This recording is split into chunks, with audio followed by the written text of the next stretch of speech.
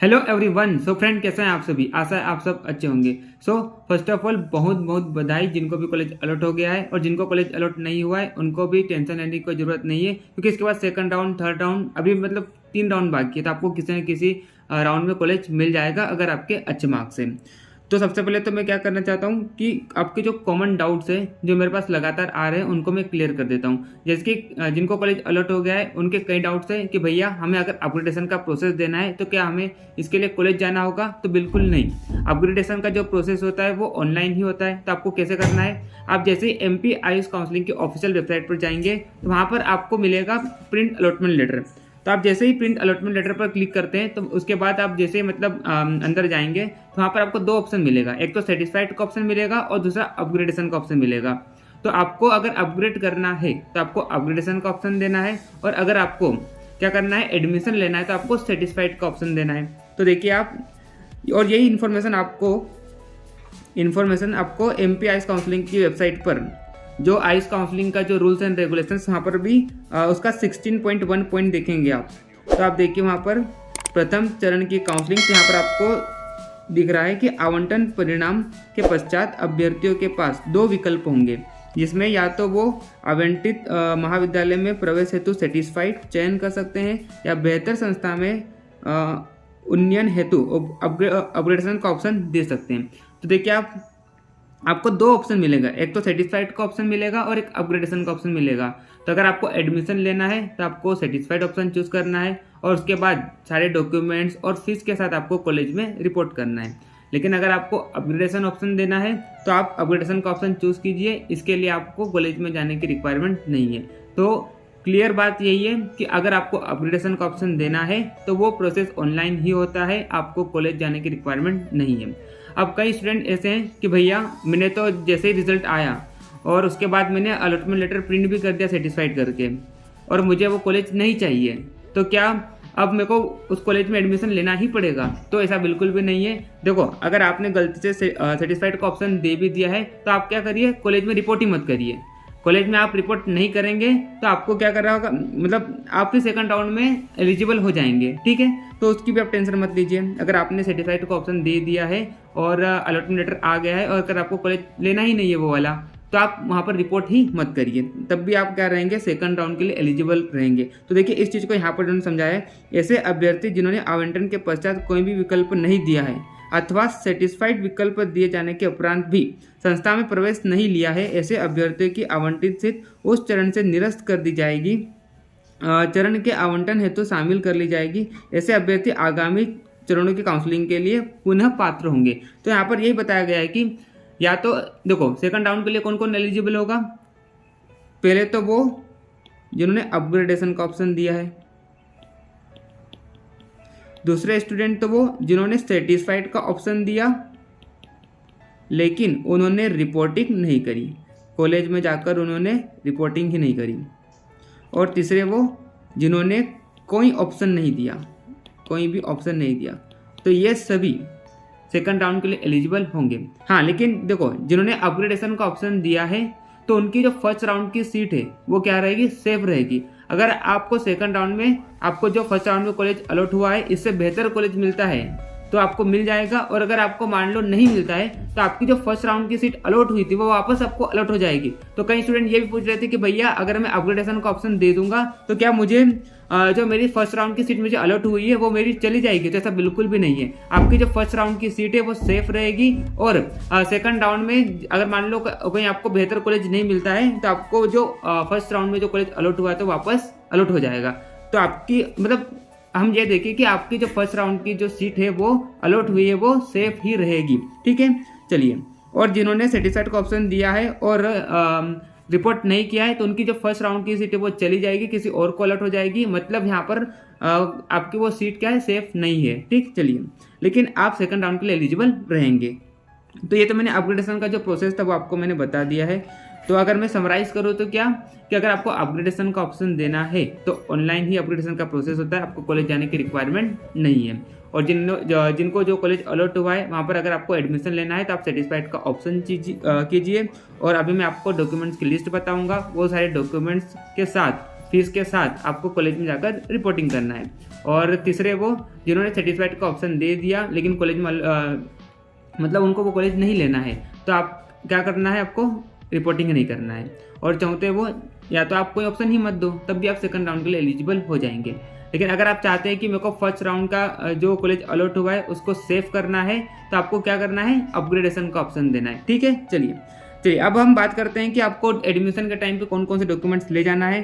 तो सबसे पहले तो आपको ले जाना है अनुमति पत्र, मतलब आपका जो कॉलेज अलॉट हुआ है तो वो अलॉटमेंट लेटर आपको प्रिंट करके साथ में ले जाना है कॉलेज में। ठीक, उसके बाद आपको प्रवेश पत्र मतलब एडमिट कार्ड ले जाना है। नीट के टाइम जब आपने एग्जाम दिया था तो आपको एडमिट कार्ड मिला था, तो वो वाला एडमिट कार्ड ले जाना है। नीट की अंक सूची, नीट का रिजल्ट आपको ले जाना है।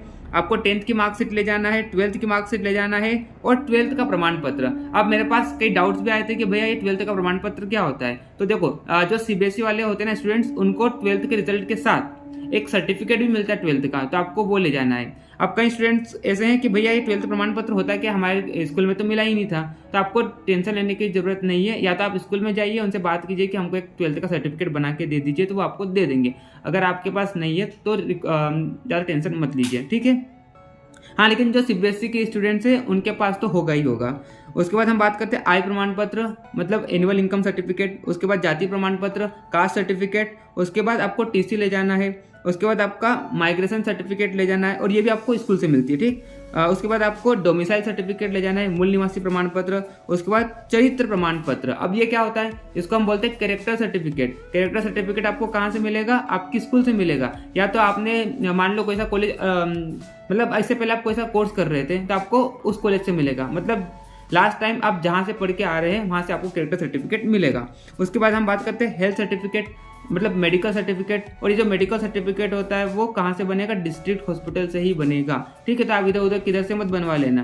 डिस्ट्रिक्ट हॉस्पिटल में जाइए, उनको बोलिए कि हमको एडमिशन लेना है कॉलेज में, तो उसके लिए हमको मेडिकल सर्टिफिकेट बनाना है। तो वहाँ पर जो मेडिकल सर्टिफिकेट बनाते हैं वो डॉक्टर से आपको कोई भी मिलवा देगा और आप करीबन वो 400 से 500 रुपये लेगा तो बन जाएगा। उसके बाद हम बात करते हैं गैप सर्टिफिकेट। तो जिन्होंने ड्रॉप लिया था उनको गैप सर्टिफिकेट ले जाना है। गैप सर्टिफिकेट कैसे बनता है, तो आपको कोर्ट में जाना है, 50 रुपये का स्टाम्प पेपर लेना है और उस पर उसका जो फॉर्मेट है, फॉर्मेट देखो जिनके पास फॉर्मेट नहीं है वो तो मेरे को इंस्टा पे बता दीजिए, तो मैं आपको दे दूंगा फॉर्मेट क्या है गैप सर्टिफिकेट का। ठीक है, और हेल्थ सर्टिफिकेट का भी मैं फॉर्मेट दे दूंगा, आप एक बार मुझे हाई सेंड कर दीजिए तो मैं आपको वो सेंड कर दूंगा।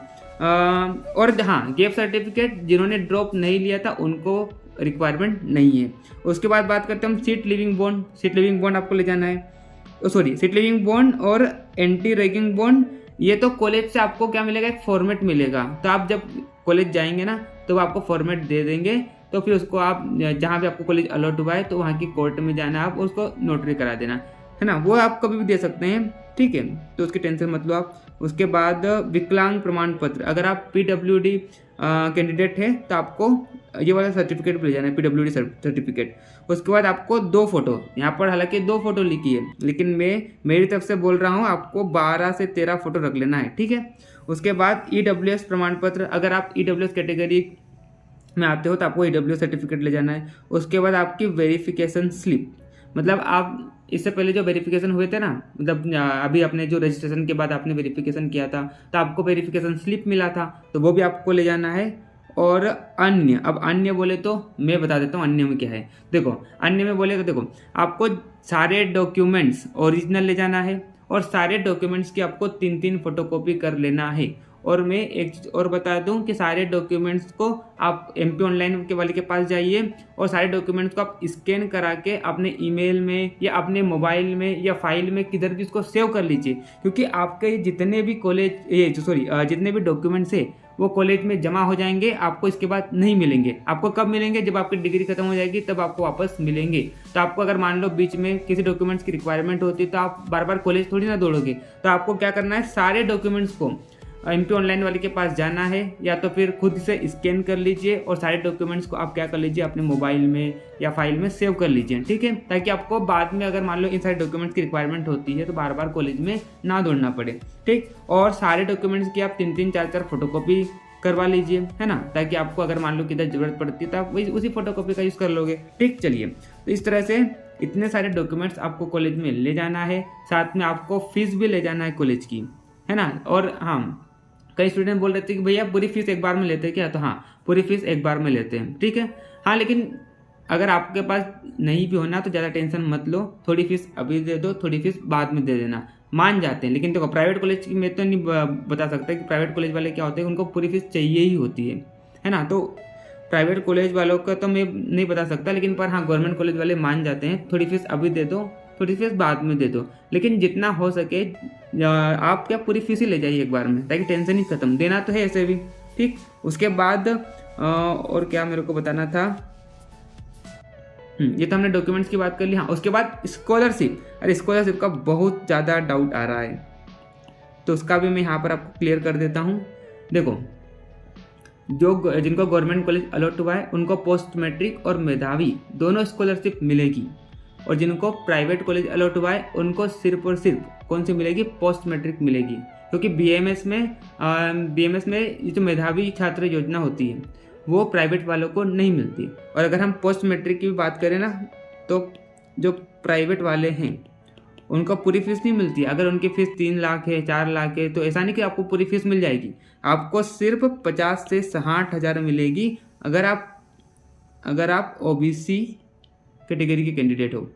और अगर आप एसटी या एससी कैटेगरी के कैंडिडेट्स हो तो आपको लगभग 80,000 से लेकर 1 लाख तक स्कॉलरशिप मिलेगी, ठीक। तो ऐसा नहीं कि आपको पूरी स्कॉलरशिप मिल जाएगी, है ना। तो इसके भरोसे मत बैठना। और कॉलेज अगर आपके पास मान लो फाइनेंशियली प्रॉब्लम है और आपको लगा कि स्कॉलरशिप तो लग जाएगी तो हम चल जाते हैं, तो ऐसा नहीं है, ठीक है। आपको पूरी स्कॉलरशिप नहीं मिलेगी। और ये जो स्कॉलरशिप है वो कब आपको मिलेगी, बाद में मिलेगी। ऐसा नहीं कि एडमिशन के टाइम आपने बोल दिया कि हमको ये स्कॉलरशिप लगाना है तो अभी हम नहीं देंगे जो फीस है। आपको ये स्कॉलरशिप बाद में मिलेगी, करीबन 5-6 महीने बाद। क्या होता है कि आप जैसे कॉलेज चालू होंगे तो आपके कॉलेज में फॉर्म आ जाएंगे, तो आपके कॉलेज वाले आपको इन्फॉर्म कर देंगे, तो आप स्कॉलरशिप का फॉर्म फिलअप कर देना। उसके बाद आपके कुछ महीनों बाद स्कॉलरशिप आ जाएगी, ठीक। लेकिन हाँ, स्कॉलरशिप आती है, ठीक है। और गवर्नमेंट की तो कोई टेंशन नहीं है, उनकी तो पूरी फीस मिल जाती है ना, चाहे वो पोस्ट मैट्रिक हो या मेधावी हो, ठीक। तो इस तरह से मैंने आपको सारी इन्फॉर्मेशन बता दी है। लेकिन अगर आपको फिर भी कोई डाउट है, ठीक है, तो आप मुझे इंस्टा पर मैसेज कर सकते हैं। तो जैसे मेरे को टाइम मिलता है तो मैं आपका मैसेज का रिप्लाई देने की पूरी कोशिश करूँगा। चलिए, उसके बाद अगर आपने हमारा टेलीग्राम चैनल @ayurvedavinks ज्वाइन नहीं किया तो उसका लिंक भी आपको डिस्क्रिप्शन में दिया गया है, तो उसे भी आप ज्वाइन कर लीजिए। साथ ही में हमारा अनदर चैनल @ayurvedavinks, उसे भी आप सब्सक्राइब कर लीजिए, क्योंकि वो आगे जब आपके कॉलेज स्टार्ट होंगे तो आपको वहाँ पर काफ़ी अच्छी वीडियोस मिलेगी, काफ़ी अच्छा कंटेंट मिलेगा, तो उसकी आप टेंशन मत लीजिए। चलिए, तो इस तरह से जो आपके डाउट थे अपग्रेडेशन से रिलेटेड, क्या क्या आपको डॉक्यूमेंट्स ले जाना है, वो मैंने सारे क्लियर कर दिए हैं। नेक्स्ट आने वाली वीडियो में कॉलेज वाइज कट ऑफ लाने वाला हूँ कि किस राउंड की क्या मतलब फर्स्ट राउंड में किस कॉलेज की क्या लास्ट कट ऑफ गई है, ठीक है। तो इस तरह से अगर आपने चैनल को सब्सक्राइब नहीं किया, चैनल को सब्सक्राइब कर लीजिए, बेल नोटिफिकेशन को ऑन कर लीजिए, ताकि मेरी तरफ से जैसे कोई वीडियो आती है तो आपको नोटिफिकेशन मिल जाए। तो मिलते हैं नेक्स्ट वीडियो में, तब तक के लिए okay bye, see you again.